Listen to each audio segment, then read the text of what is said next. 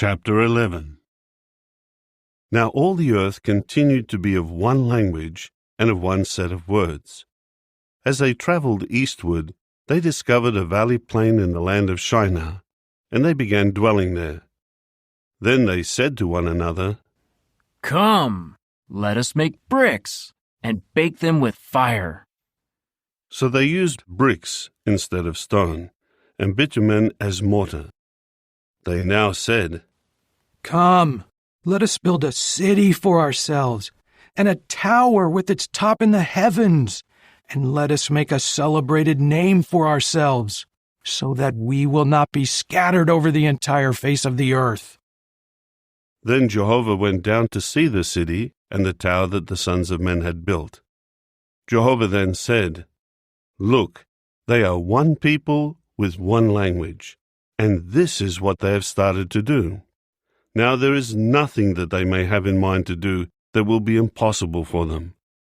Come, let us go down there and confuse their language, in order that they may not understand one another's language." So Jehovah scattered them from there over the entire face of the earth, and they gradually left off building the city. That is why it was named Babel, because there Jehovah confused the language of all the earth, and Jehovah scattered them from there over the entire face of the earth. This is the history of Shem. Shem was 100 years old when he became father to Arpachshad, 2 years after the flood.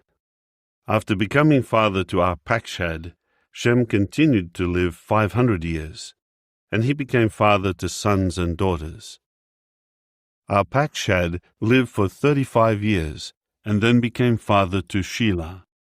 After becoming father to Shelah, Arpachshad continued to live 403 years, and he became father to sons and daughters. Shelah lived for 30 years, and then became father to Eber. After becoming father to Eber, Shelah continued to live 403 years, and he became father to sons and daughters. Eber lived for 34 years, and then became father to Peleg. After becoming father to Peleg, Eber continued to live 430 years, and he became father to sons and daughters. Peleg lived for 30 years, and then became father to Reu. After becoming father to Reu, Peleg continued to live 209 years, and he became father to sons and daughters. Reu lived for 32 years, and then became father to Serug. After becoming father to Serug, Reu continued to live 207 years, and he became father to sons and daughters. Serug lived for 30 years, and then became father to Nahor. After becoming father to Nahor, Serug continued to live 200 years, and he became father to sons and daughters. Nahor lived for 29 years, and then became father to Terah. After becoming father to Terah, Nahor continued to live 119 years, and he became father to sons and daughters.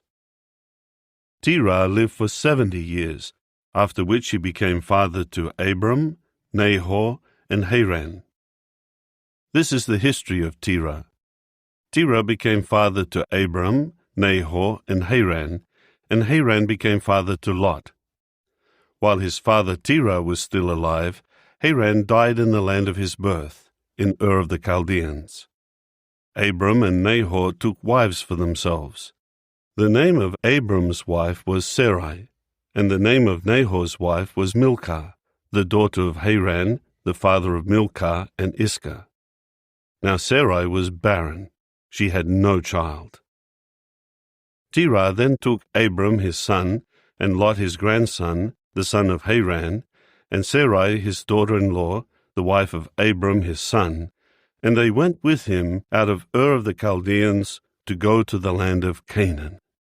In time they came to Haran and began dwelling there.